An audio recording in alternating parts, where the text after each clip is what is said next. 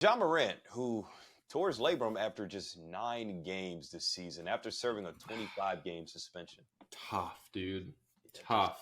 and take it It was away. at practice too, right? It was at practice. Ugh. It was at practice, and that's like the Yeah, worst part dude. about the thing. It's tough because, we've talked about Ja Morant extensively on this podcast and how we both, wish success for him. We want him to do well. We want him to, turn the corner, kind of, fix his image from what it was turned into with the whole, all the off the court stuff, whatever. And it seemed like he was on, the path of doing that, was having a fantastic season, putting up 25 points, almost 6 rebounds, 8 assists a game. The Grizzlies were 6-3 with him, and they desperately needed him because they're 7-20 without him, one of the worst teams in the league. And, this injury is just a real bummer, man. The NBA is a much better place for them in it. It's much more exciting. The Grizzlies are a much better team when he's playing.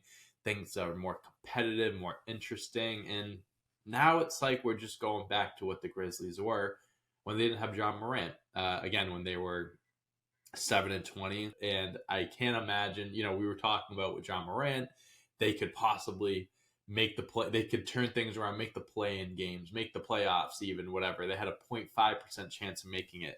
Now I'm on board with that 0.5% chance because without Ja Morant, this team is not making anything.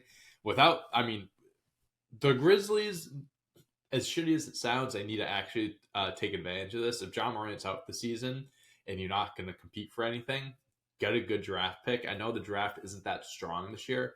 Get a solid draft pick. Use it as, a trade value, package it with something, whatever. But try to make the most out of this is what I'm saying. But Ja Morant, I wish him a very speedy recovery. He's out for the rest of the season. But hopefully, next year comes back around. He'll be able to do what he was meant to do this year. And that is prove to people that he is a changed person. And he is going to show with his game on the court. Yeah, no, beautifully said, man. I don't really have much to add there. It's just real sad to see what he's been through. And yes, it was self-inflicted with beating up the 17-year-old kid, the gun stuff, and all this other bullshit that was happening with him. Definitely self-inflicted, but if you're on the path of self-righteousness, just like for Draymond, if you're really serious about trying to get well and play basketball again and just play basketball, not worry about all that other shit, I'm rooting for you. And obviously, we wanted, like you said, we talk about Ja all the time on here. We both love him. We're ecstatic to watch him play, just like the rest of the NBA community.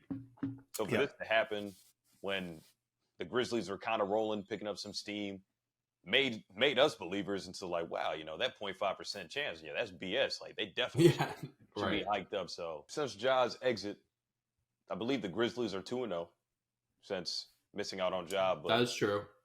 They're winning. They won a couple games. So I'm with you though. I literally wrote a script about this and everything. That this is a silver lining for the Memphis Grizzlies because all the other teams in the West are getting better. You look at the Kings. You look at the Thunder. You look at Houston even. That's creeping up and coming up. I think there's a lot of good young cores around the league that could end up surpassing a team like the Grizzlies, especially if they don't improve. And they're missing key guys, right? Because Brandon Clark hasn't played a single second in the NBA after the torn Achilles. Steven Adams has been gone basically the last 2 years. And now Ja Morant's out. So you're missing 3 key guys. This is your perfect opportunity to kind of, tank-ish. I know you can't say that in the NBA, but they definitely can.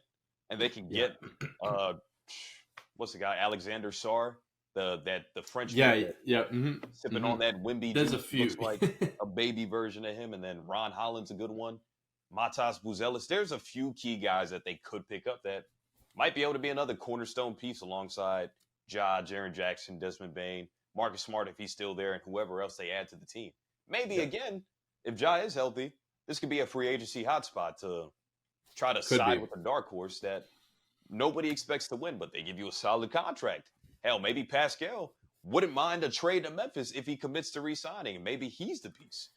Hey, they have pieces. They have, things that you need to make moves like that. And I do think Memphis could be a team where you attract those free agents and stuff like that. I think the rest of the season is going to be kind of for the Grizzlies organization, is kind of seeing what the next step is. Because I think now it's don't waste the season. At least get something from it. Get like, okay, like these guys we can hold on to. We can build around these guys. Maybe, we see what the weaknesses are, right? We'll see if the Grizzlies team looks anything like it does right now next season. But I think this Ja Morant injury might cause some shakeups in that organization. Yeah, no doubt. I mean, it's only a matter of time. You can't even blame coaching.